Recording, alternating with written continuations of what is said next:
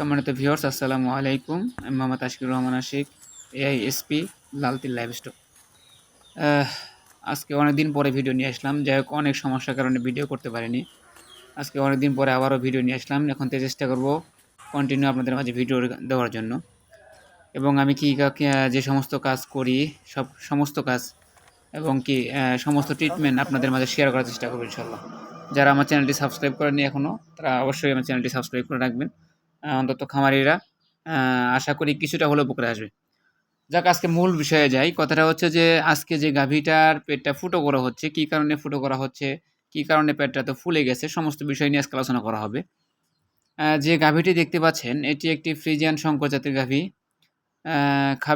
গাভীটির হঠাৎ করে পেট কিন্তু প্রচুর পরিমাণে ফুলে গেছে, দেখতে পাচ্ছেন, যেটা ভিডিও দেখতে পারতেছেন যে প্রচুর পরিমাণে পেট ফুলে গেছে। ফুলে যাওয়ার কারণটা হচ্ছে যে গতকালকে খামারি এই গাভীটাকে প্রচুর পরিমাণে কার্বোহাইড্রেট জাতীয় খাবার বা যেটা কাঁঠালের ছাল প্রচুর পরিমাণে দিয়েছিল গাভীটাকে। খাওয়ার পরে আজকে কিন্তু গরুটার পেটটা ফুলে গেছে। এমনভাবে ফুলে গেছে যে গরুটা ঠিকভাবে নিঃশ্বাস নিতে পারতেছিল না। খামারে যখন আমাকে ফোন দেয়, আমি যাওয়ার পর দেখতেছিলাম যে গরুটা হাঁ করে নিঃশ্বাস নিচ্ছে, মুখ দিয়ে লালা পড়তেছে।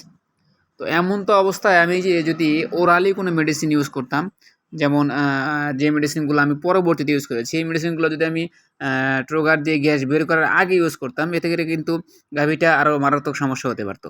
কেননা যেহেতু শ্বাসকষ্ট হচ্ছে, অর্গানগুলো চাপ পড়ে যায়, যখন পেটটা প্রচুর ফুলে যায় তখন কিন্তু পেটের যে অর্গানগুলো আছে, অর্গানগুলো চাপ আসে, যার ফলে শ্বাস নিতে সমস্যা হয়। আর ওই সময় যদি আমি ওরালি মেডিসিন দিই, এতে করে কিন্তু গরুটার সমস্যা আরও বাড়তে পারে, যে শ্বাস নিলেতে মেডিসিনগুলো যাওয়ার একটা রিস্ক থাকে।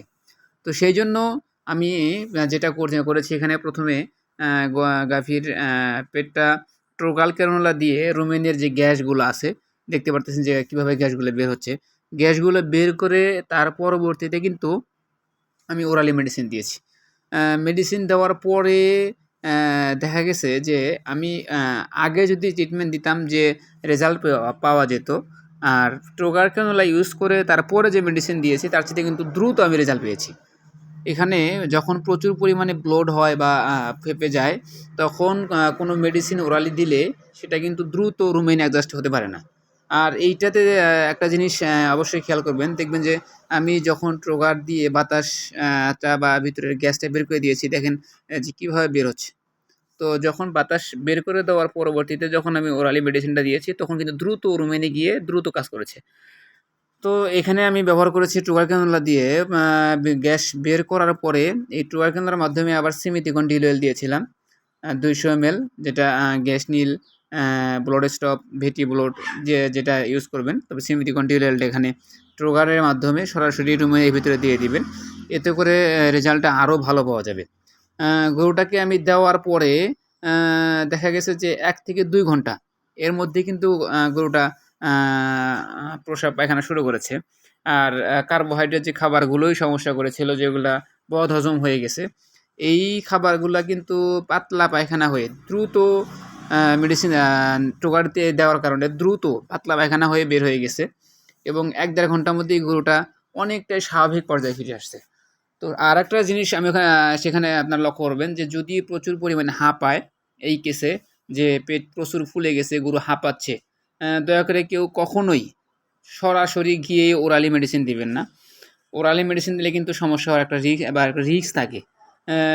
অবশ্যই যারা অভিজ্ঞ বা দক্ষ আছেন, তারা যদি এরকম কেস পান বা যদি কোনো খামারির এই কেস হয়, অবশ্যই কোনো অভিজ্ঞ ভেটেরিনারিয়ান দিয়ে গ্যাস বের করে এর পরবর্তীতে ট্রিটমেন্টে যাবেন। কারণ গ্যাস বের করে ট্রিটমেন্ট দিলে যতটা সুবিধা পাওয়া যাবে, গ্যাস না বের করে যদি ওইভাবে ট্রিটমেন্ট যান, ততটা কিন্তু দ্রুত পশুটাকে সুস্থ করা যাবে না। এই জন্য আমি যেটা করি, যদি এই কেসে যদি কোনো পশু পাওয়া যায়, সেক্ষেত্রে অবশ্যই ট্রোগার ক্যানোলা ইউজ করে ট্রোগারের মাধ্যমে, এই যে দেখতে পারতেছেন যে ট্রোগারের মাধ্যমে গ্যাস বের করার পরে আমি যেমন এই যে ট্রোগার দিয়ে এখানে সিমিথিকন ডিল সিরিঞ্জের মাধ্যমে, খুবই সহজ যে ওই ট্রোগার দিয়েই সিরিঞ্জ দিয়ে সুন্দরভাবে ভিতরে রুমেনের ভিতরে সিমিথিকন ডিল অয়েলটা দিয়ে দেওয়া যায়। আমি এখানে প্রায় 200 মিলি সিমিথিকন ডিল অয়েল দিয়েছিলাম, ভেটি ব্লড স্টপ বা ভেটি ব্লড দিয়েছিলাম। দেওয়ার পরে আল্লাহর রহমতে খামারি আমাকে পরে 2 ঘন্টা পরে ফোন দেয়। ফোন দিয়ে বলে যে, "ভাই, গরু মোটামুটি এখন খাবারের প্রতি চাহিদা দেখাচ্ছে। সামনে দিলেই খাচ্ছে। খাওয়ানো যাবে কিনা। সেক্ষেত্রে তাকে আমি সাজেস্ট করি যে নরম যে খাবারগুলা হালকা পরিমাণে দিবে, একটু পানি, এরপরে হচ্ছে হলো একটু কাঁচা ঘাস হালকা পরিমাণে খাওয়াবে। তো পরবর্তীতে কিন্তু গরুটা আল্লাহর রহমতে একেবারে পুরোপুরি সুস্থ হয়ে গেছে। এরপরে হচ্ছে যে ট্রোগার দিয়ে দেওয়ার পরে ওইখানে অনেকেই হয়তোবা চিন্তা করতেছেন যে জায়গাটা ফাঁকা হয়ে যাবে। এতে করে কোনো সমস্যা হবে কিনা? আর রুমেন যে টেরা করা হলো ওটার পরবর্তীতে কোনো সমস্যা হবে কিনা? আসলে এতে করে কোনো সমস্যাই হয় না। ট্রোগারটা শুধুমাত্র ওখান থেকে বের করার পরেই ওইটা শুধু আপনার একটু যেকোনো ধরনের অ্যান্টিসেপ্টিক দিয়ে জায়গাটা ভালো করে পরিষ্কার করে দিলেই হয়ে যায়। পরবর্তীতে জায়গাটা আর ২-১ দিনের মধ্যে ওটা মিলিয়ে যায়, শুকে যায়। ওটা বোঝা যায় না। এজন্য বাড়তি কোনো মেডিসিন ইউজ করতে হবে না। আর পরবর্তীতে একটু যদি সমস্যা বেশি মনে হয় ওখানে একটু হলুদ লাগিয়ে দিবেন, অ্যান্টিসেপ্টিক দিয়ে মাঝে, মাঝে ওয়াশ করে দিবেন। এতে করেই কিন্তু জায়গাটা শুকিয়ে যাবে। যাই হোক সবাইকে ধন্যবাদ পুরা ভিডিওটা দেখার জন্য, সবাইকে সাথে থাকার জন্য। আ আমার পুরা ভিডিওটা যারা দেখেছেন অবশ্যই চ্যানেলটা সাবস্ক্রাইব করে আমার পাশে থাকবেন। আসসালামু আলাইকুম ওয়া রাহমাতুল্লাহি ওয়া বারাকাতুহু।